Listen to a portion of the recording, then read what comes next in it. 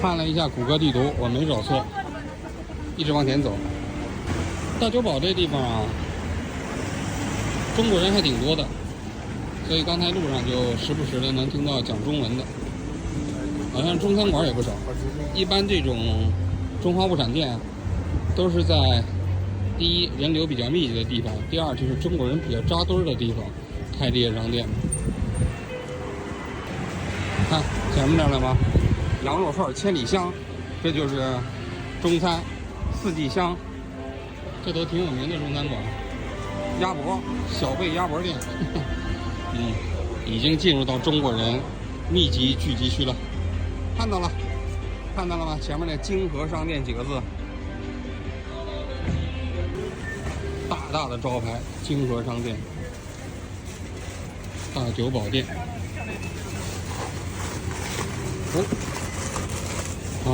在商店里看，卖莴笋、蒜苗、香瓜。这一楼都是一些生鲜。看这个啊，应该是3楼。3楼都是这种，对，看着卖的都是中国的调味料啊什么的。等一会儿我也买一点。就是这种货柜上，对，辣条了。都是中国进口的商品。粉丝，看见了吗？这不是也有一些饮料吗？樱桃草莓果汁茶。这真的有香飘飘啊，卖啊！这不就是香飘飘吗？有的，看，当时媒体说这家店里头没有卖香飘飘的，不对的，你看有卖香飘飘的啊。我买2瓶回去。看香飘飘奶茶，大家仔细看一下，这些卖的这个香飘飘的奶茶上面呢是没有那个杯套的。当时国内的香飘飘的工作人员当拍的那视频上是有那杯套，但是现场这个地方我们可以看一下，确实没有任何杯套啊。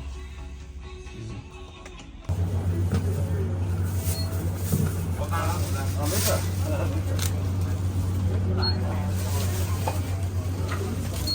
带了吗？要一个袋子。那我问一下，就是那个5月份的初的时候，黄金周不是有一个香飘飘奶茶的人？你在那录像吗？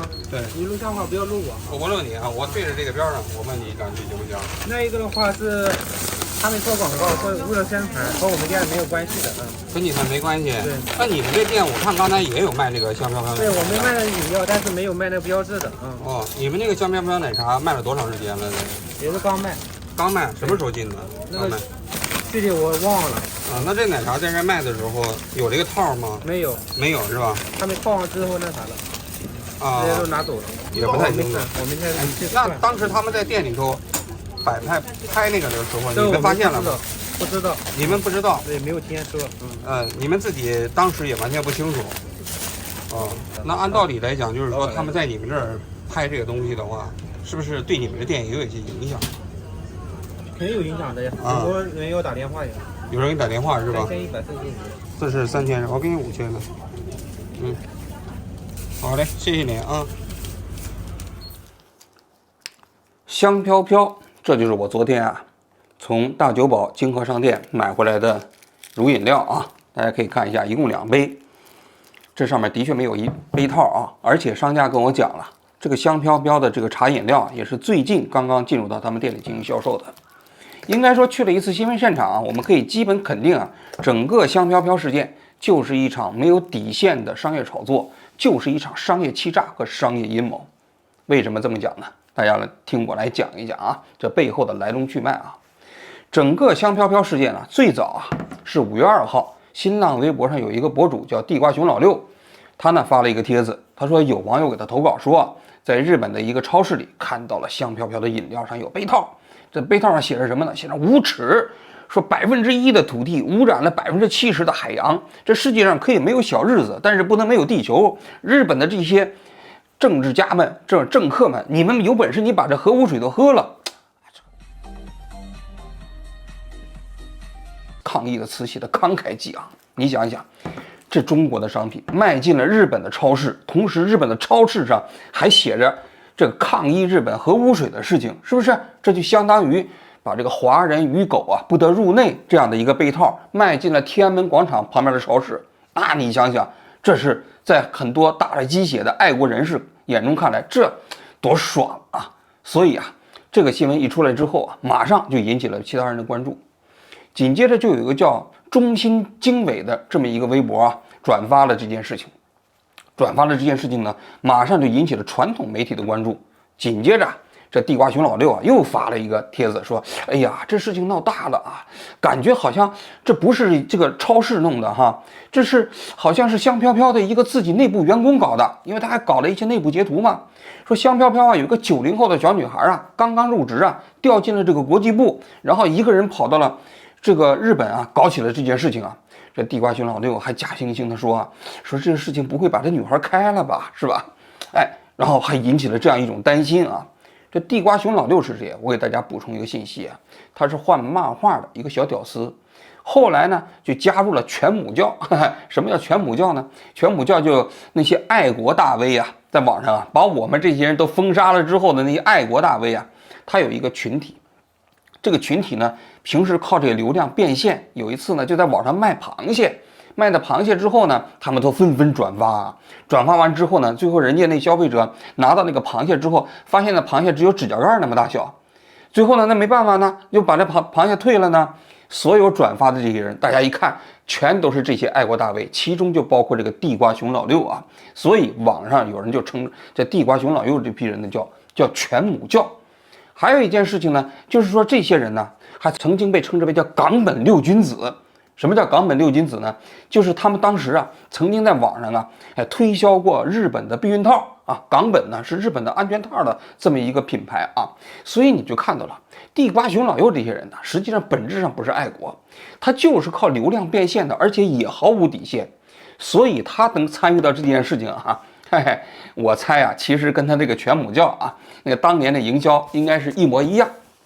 但不管怎么说，这件事情就闹大了，是吧？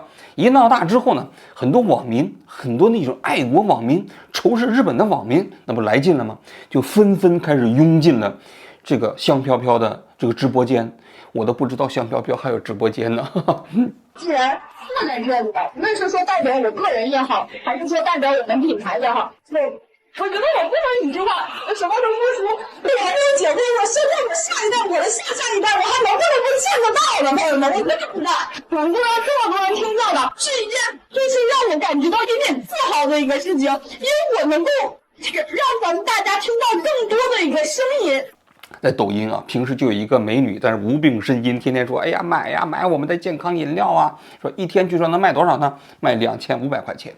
结果那一天，哇，一下子好多这个网民就冲到他的直播间，直播间上顶上就写着什么叫国货之光，然后呢，很多人就开始爆买，买了多少呢？据说这一天的销量一下增长到了139万，增长400倍呀！大家满满的热情也是给我们带来了不少的动力，在此对大家衷心的表示感谢。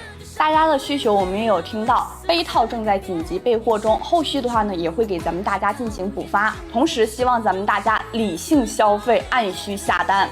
紧接着他们董事长要出来加戏呀，怎么加戏呢？就发了一个文件，5月4号这一天说我们员工好样的。你想想，大家想一想，5月4号那一天，国内正在放假，放假这一天。香飘飘他们还加班加点发了一个文件，红头文件，说自己员工好样的，是吧？你想想这件事情到底是这个员工自己的做法，还是香飘飘他们这个企业的做法？一切都是安排好的。然后更接着，就当天晚上半夜凌晨，那个女孩啊从日本回来了，这香飘飘的这个总经理啊，专程到机场去迎接，还打了一个条幅，是不是勇士回归？不但如此啊，旁边还有人拍照。你想想，深更半夜还专门有人拍照，拍完照之后还上传到了网上。由此你可以见啊，就整个这一切事情啊，都是香飘飘自己炒作的。然后呢，第二天呢，这香飘飘的董事长又进到了直播间去了。今天呢，到直播间，我们就是想说3件事情。第一个呢，是为了表达我们的感谢，我们请大家喝香飘飘苦茶，每人1份，每份2杯啊，2个口味。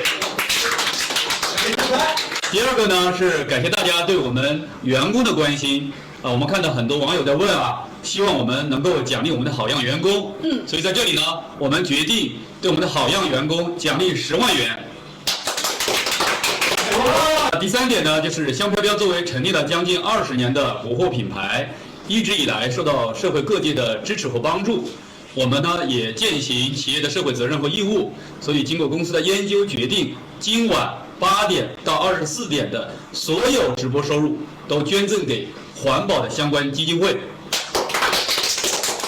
就说了，说我们中国的企业啊，就是要对中国人好一点。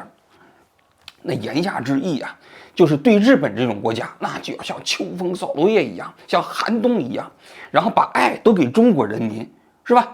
那你想想，那这些网上的小粉红，那立刻就打了鸡呀，买呀，还给他们刷礼物啊。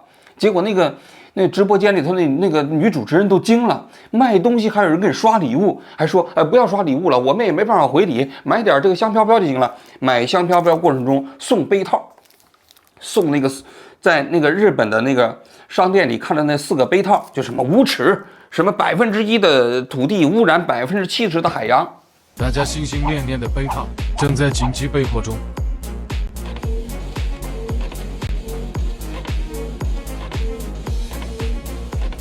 大家更可以想象一下，这杯套是那女孩自己在日本做的吗？不可能啊！如果那女孩自己做的，他们香飘飘的那个销售间里头怎么会有一模一样的？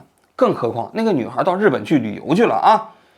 日本这几天也是黄金周啊，平时他那个打印店想打印的杯套也找不着啊，所以大家可以想象了吗？那个杯套就是那女孩从国内带过去的，就是香飘飘自己搞的。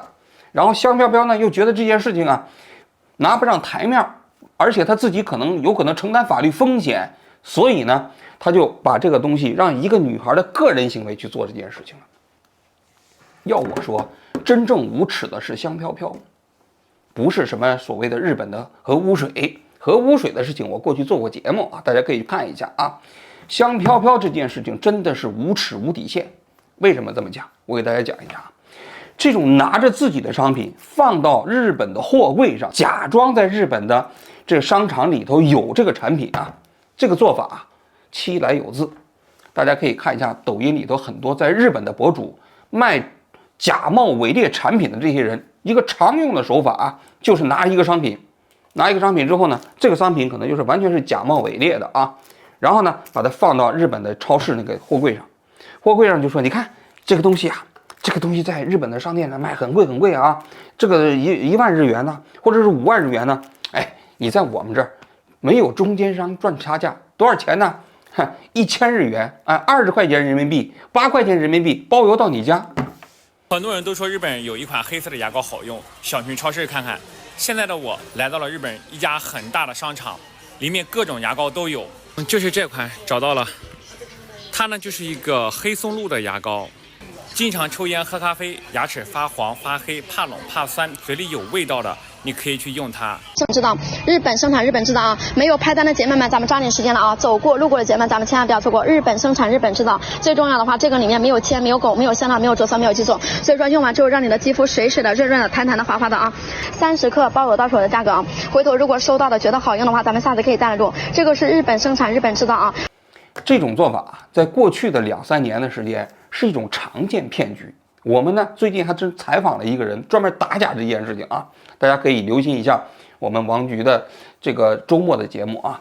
但我们今天我要讲的是，就这种拿着自己的商品放在日本的货架上，假装在这个货架上有的方式，这是常用的造假手法，常用的中国的那些特别没有底线的卖假货的那些自媒体的人在日本的常用操作手法。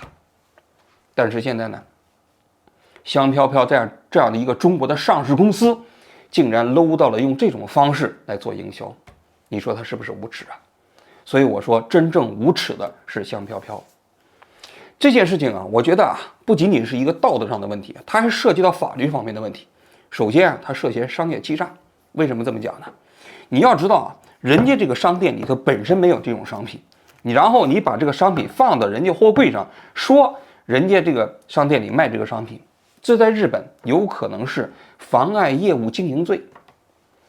你想想，你由此造成的这样的一个网络舆论，给人家拼命打电话，甚至如果假如说日本的要是民众知道有这件事情啊，被误导了，那到这个商店全去抗议，这都属于有可能给人造成的经济损失。更何况你不是这个商家的人，你把这个东西放到货柜上，这本身就违法了。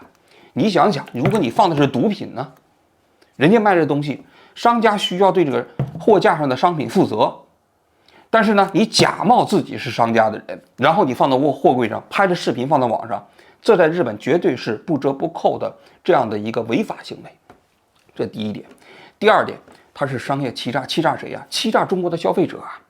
换言之，如果你真要是硬刚日本，你在这个杯套上就写着无耻，日本打倒日本帝国主义，打倒岸田，然后呢，你把这东西正儿八经的报关进入到日本，在3月百货上卖，那也算你牛啊，对不对？你硬刚吗？你不是要硬刚日本吗？你现在开一条船，你上钓鱼岛，那就硬刚啊，对吧？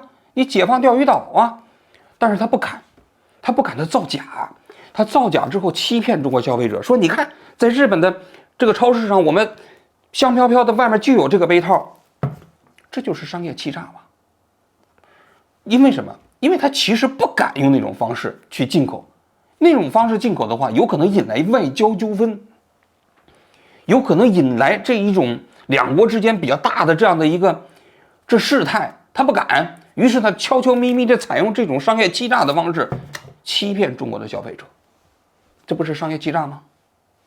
所以这件事情它实际上不仅仅是道德问题，它更有可能是一个法律问题啊。那么香飘飘这家上市公司为什么要这样做？其实国内的媒体这2天已经基本挖出来了。为什么呢？因为这家企业过去几年呢是经营惨淡。香飘飘这家企业成立于2005年，它其实做的这个产品一开始怎么爆红的呢？就做那个冲泡式奶茶。什么叫冲泡式奶茶？就这一个空瓶子里头呢搞点奶茶粉，是吧？然后你回家之后热水往里一倒，就是一杯奶茶。刚开始的时候风靡一时啊，1年卖了3亿杯，号称是可以转地球一圈。因为当年啊，中国啊市场上到处都是劣质的各种各样的奶制品，所以就在那种情况下，然后呢，香飘飘算是抓住了时代的风口啊，做起来了。但是这几年啊，在2015年的上市之后啊，这几年的业绩一直不太行。2019年的时候，它的整个营收冲到了将近40个亿，这就顶峰了。紧接着2020年、2021年、2022年这3年大幅下滑，到了2022年的时候啊，它的营业收入啊已经跌到了31亿，已经跌掉了9个亿，营业利润基本上更是惨不忍睹啊。2023年这一年呢，它提价之后呢，营收呢增长了一些，又重新涨到了37亿。但是2024年这一年1季度，大家可以看一下它的财报啊，基本又跌下来了。1季度的营收只有7个亿，利润是多少呢？利润只有2500万。那你想想，我估计啊，这家企业就是急了。为什么急了？就是说它现在受到那些健康饮料的冲击。这个冲泡式奶茶它本身非常不健康。怎么不健康呢？那里头啊都是用这个植脂末。什么叫植脂末？植脂末就是植物油，用那个氢化反应之后啊，它仿造的乳制品。这植脂末啊，在食品工业界那可是臭名昭著啊。为什么呢？植脂末是怎么生产的呢？它就是用植物油经过一个氢化反应啊，加一个氢链，在这个过程中，它极容易生成一种物质，叫做反式脂肪酸。反式脂肪酸啊，一般的消费者都知道啊，大名鼎鼎的健康杀手啊，对你的心脏啊、高血压、心脏病是吧、心绞痛、肾脏都有危害。早期的那个速溶咖啡啊，里面就用这个植脂末，为什么呢？因为它这个口感非常像乳制品，但又不是乳制品啊。现在食品工艺啊水平提高了，这植脂末在生产过程中啊，反式脂肪酸的含量大幅降低了。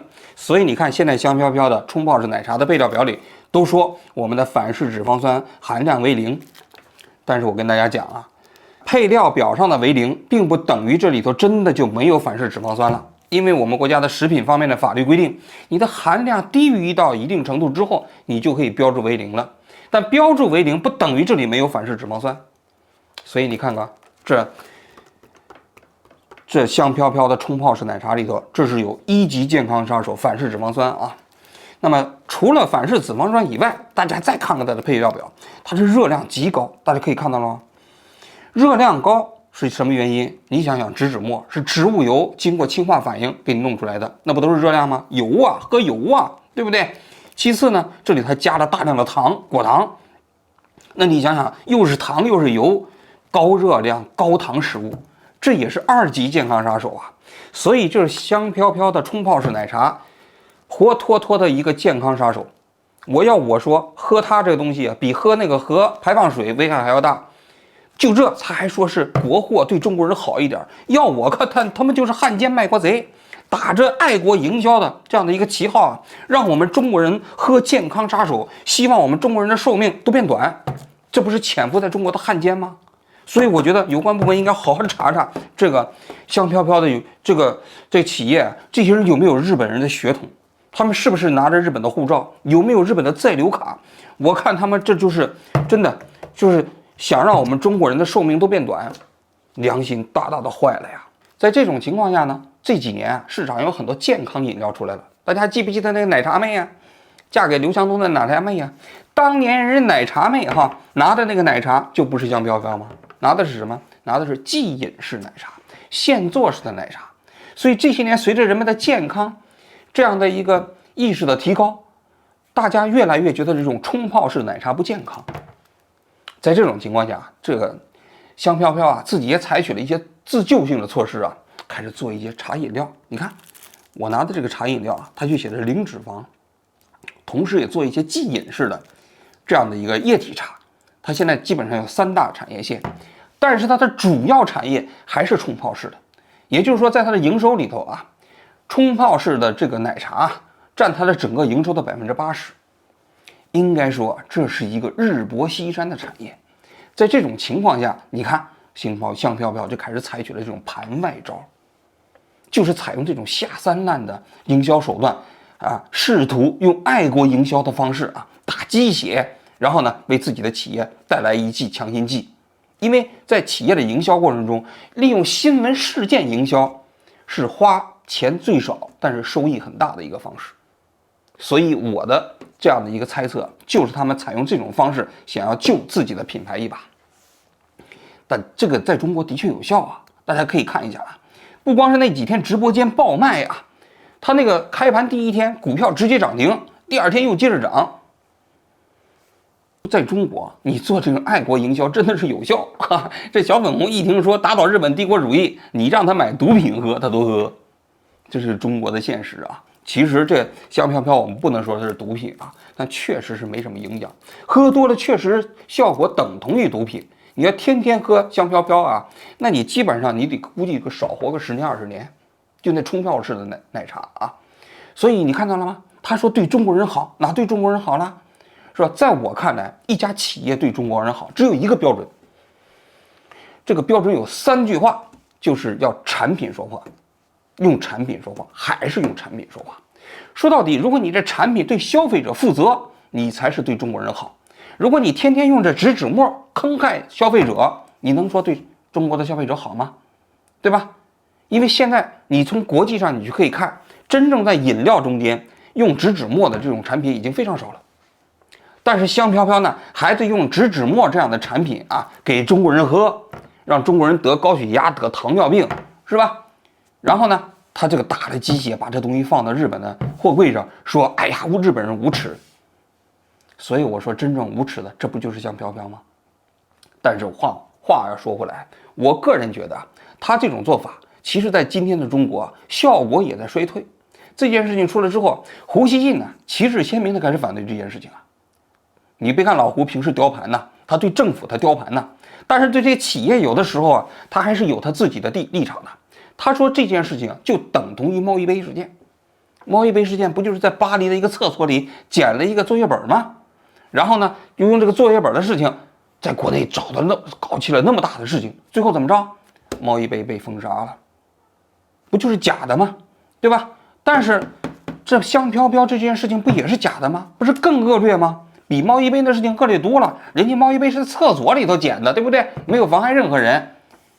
但是香飘飘呢，跑到日本的一家华人超市里头，假冒这个东西有放上去，是妨害了人家正常经营啊，更恶劣啊！按照同一标准，这件事情应该把它封号啊，对吧？有些人小粉红这就开始攻击这个胡锡进，说胡锡进你平时说保护民营企业，你现在怎么不保护啦？人家抗议核废水怎么不对啦？抗议核污水没什么不对。你如果想抗议的话，你香飘飘打个旗子，你到日本外务省门前游行，你到日本东电门前你去抗议，这都没问题。但是你采用这种欺骗的方式，把你的产品放到了这个货柜上，这就是违法，这就是真的无底线。所以这件事情大家可以看一下，随着媒体的报道，也随着像胡锡进这样的那雕盘侠都出来开始这个反正起义啊，那香飘飘这件事情呢，它慢慢的其实也走到了反面。香飘飘的直播间我这几天一直看，那不是前几天一天卖了139万吗？很快就跌下来了，就昨天的时候啊，已经跌到了5000块钱左右。我们家果汁茶了啊，零脂负担的一个我们家果汁茶，真实的一个果汁，给现萃茶底的一个果汁茶，整个话呢茶香果香带给们，还能经济又实惠，性价比又节约到的。一个美女在那，哎，大家快来买呀，华人之光啊，对吧？再没人买了。大家可以看一下打鸡血的效果，其实啊注定是短暂的。就像那一个男的不行了，你给他吃伟哥打鸡血，搞2次之后，他自然就不行了，而且身体可能会变得更加虚脱，对吧？这就是今天的香飘飘的下场。要我说，一家企业不走正道啊，最终采用这种方式啊，它最大的概率就是被他自己的这种歪门邪道的方式啊所反噬。香飘飘真的是给中国其他企业上了一课。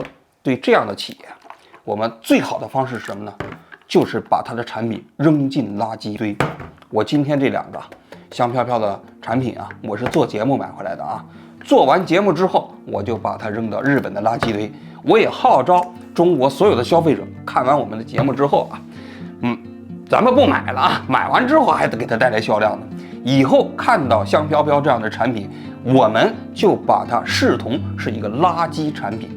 这样的话，我们这个社会才会逐渐的健康起来。好，我今天就讲到这里，谢谢大家。要不说香飘飘，就你能要地球呢？这格局属实挺大，那是直接对着日本排放核污水这事儿，你就贴脸开大呀。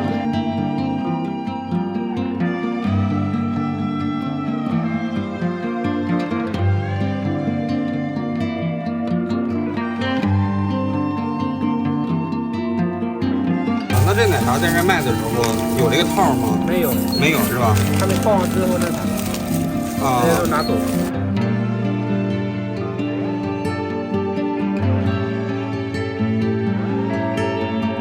很多人都说日本有一款黑色的牙膏好用，就是这款，找到了。日本生产，日本制造啊！没有拍单的姐妹们，咱们抓紧时间了啊！走过路过的姐妹们，咱们千万不要错过。我们看到很多网友在问啊，希望我们能够奖励我们的好样员工。所以在这里呢，我们决定对我们的好样员工奖励10万元。